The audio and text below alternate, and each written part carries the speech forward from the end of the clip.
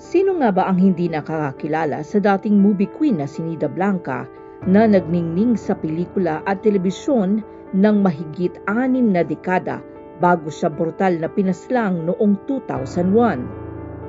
Handog namin sa mga tinaguriang Gen Z ang baliktanaw sa karumal-dumal na kwentong ito para sa kanilang kaalaman at pagsusuri at syempre para sa mga nakakaalala pa sa batikang aktres.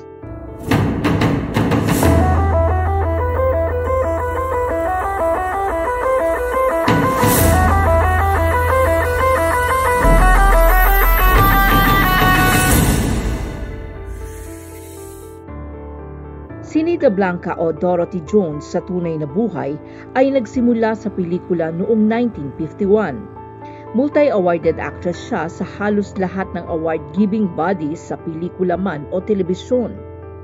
Tinagurian din siyang movie queen ng kanyang henerasyon. Sumabak siya sa iba't ibang roles kabilang na ang drama, aksyon at comedy at naging kapartner ng maraming aktor pangunahin na si Nestor de Villa. Pilipina ang ina ng aktres at Amerikanong sundalo naman ang kanyang ama. Naging patok din siya bilang Marcia sa comedy series na John and Marcia na tumagal ng 17 taon sa ere, katambal si Comedy King Dolphy. Sa kabila ng kanyang kasikatan, hindi naman naging maganda ang personal na buhay ng veteranang aktres.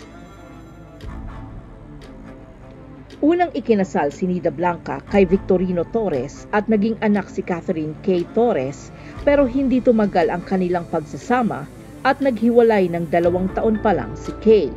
Matapos ang hiwalayan, muling nagmahal at ikinasal si Nida Blanca sa American singer-actor na si Rod Strunk noong 1979.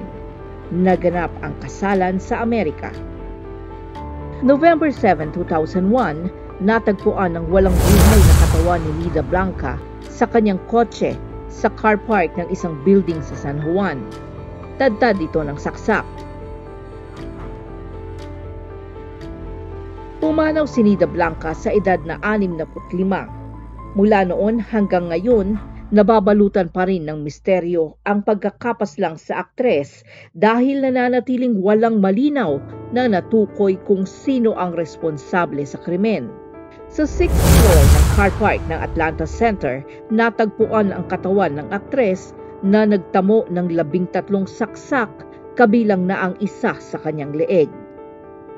Nang maganap ang krimen, miyembro si Nida ng Movie and Television Review and Classification Board o MTRCB na ang opisina ay nasa Atlanta Center. 2 beses isang linggo siya kung dumalo sa screening sa MTRCB noon.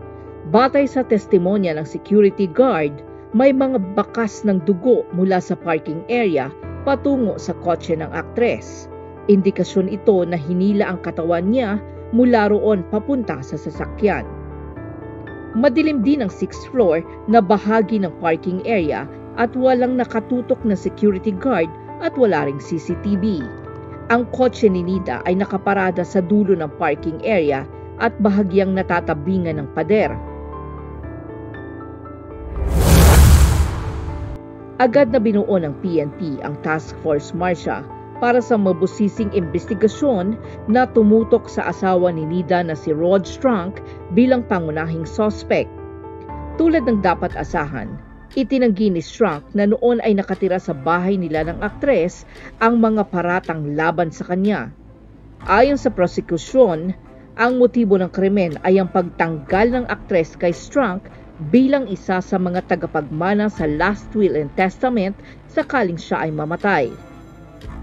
Batay sa mga dokumento, si Nida ay may kabuuang pag-aari na umaabot sa 85 million pesos kasama na ang condominium sa Green Hills na nagkakahalaga ng 10 milyong piso at ang bahay sa California, USA na nagkakahalaga naman ng $300,000.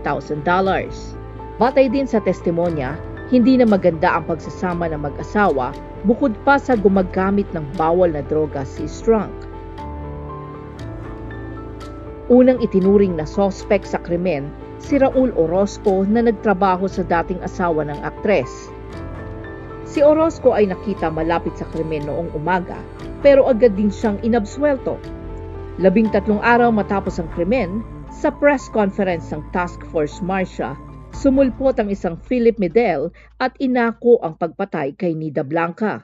Inamin ni Medel na siya ay hired killer at binayaran ng 50,000 pesos ng isang middleman na nagngangalang Mike Martinez para gawin ang pagpatay. Pero hindi raw niya alam na ang target pala ay si Nida Blanca. Inusig na raw siya ng kanyang konsensya kaya siya ay lumantad at nangumpisal. Pero matapos ang 4 na araw, binawi niya ang nauna niyang pahayag at ibinunyag sa Department of Justice na napilitan lang siyang akuin ng krimen dahil siya ay isinailalim sa matinding torture. Depensa naman ng prosekusyon, walang ebidensyang magpapatunay na si Medel ay isinailalim sa torture, batay na rin sa medical examinations. Para sa prosekusyon, sa kabila ng pag-amin ni Medel, nananatiling pangunahing suspect at mastermind ng krimen si Strunk, batay na rin sa mga ebidensya at mga testimonya ng mga testigo. Noong January 2002, umalis ng Pilipinas si Strunk patungong Amerika para bisitahin ang inang may sakit at hindi na bumalik ng Pilipinas. Sinampahan siya ng murder case noong 2003 habang siya ay nasa US. Dahil formal nang nakasuhan, hiniling ng Pilipinas sa US na arestuhin at ibalik sa bansa si Strunk para harapin ang kanyang kaso. Inaresto si Strunk at ikinulong sa Sacramento County Jail pero agad ding pinalaya matapos tanggihan ng US government ang extradition treaty ng Pilipinas. Umapila ang Pilipinas para sa ikalawang extradition request pero hindi na ito inaksyonan ng Amerika. May ilang anggulo ring lumutang sa investigasyon, kabilang na ang sinasabing sangkot si Nida Blanca sa pagpapautang sa mga big time na naglalaro sa mga kasino. Aminado ang aktres na naglaro siya sa kasino pero bilang libangan lang. Tiningnan din ang anggulong ipinagkatiwala kay Nida Blanca ng isang politiko na noon ay nahaharap sa mabigat na kaso ang napakalaking halaga ng kanyang pera. Iniiwas umano ng politiko na mabawi o ma-freeze ang kanyang mga yaman. Ang mga lumutang na anggulo ay pinabulaanan ng matagal ng secretary ni Nida Blanca na si Elena de la Paz. Simple lang daw ang buhay ng kanyang amo at hindi maluho o magarbo. Kaya wala siyang alam na may malaking pera ang aktres. Ang suspect na si Medel, matapos ang 9 na taong pagkakakulong, ay namatay dahil sa sepsis at pneumonia sa Pasig General Hospital noong 2010. Hindi man formal na resentensyahan si Strunk sa pamamaslang sa asawang si Nida Blanca, para sa mga kaibigan at anak na si Kay Torres, tadhana na rin ang nagbigay ng sapat na sentensya kay Strunk.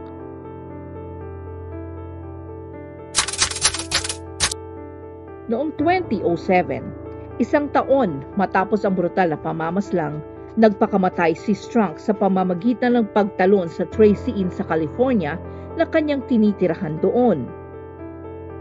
Dahil sa pagkamatay ng mga pangunahing sospek sa pagpaslang kay Nida Blanca, hindi na umusad ang kaso. Dahil sa ilalim ng batas ng Pilipinas, nawawala na ang criminal liability kapag namatay na ang mga sospek. Nasa yugto pa lang ng presentation of evidence ang kaso nang mamatay si Medel at magpakamatay si Strunk. Kaya karumal-dumal mang ituring, mabibilang na lang sa listahan ng mga unsolved cases ang Nida Blanca murder case. Mananatili na lang palaisipan at misteryo sa lahat ang mga responsable sa pagpatay sa veteranang aktres. Samantala, habang panahong mananatiling malaking tanong ang mga nasa likod ng krimen, habang buhay namang mananatili sa alaala ng sambayanan ang kayamanang iniwan ni Nida Blanca sa larangan ng pelikula at telebisyon. Kung nagustuhan nyo ang episode na ito, i-like, i-follow at i-share lang ang aming social media accounts at abangan ng iba pang high-profile crime stories. Salamat sa panonood at hanggang sa muli.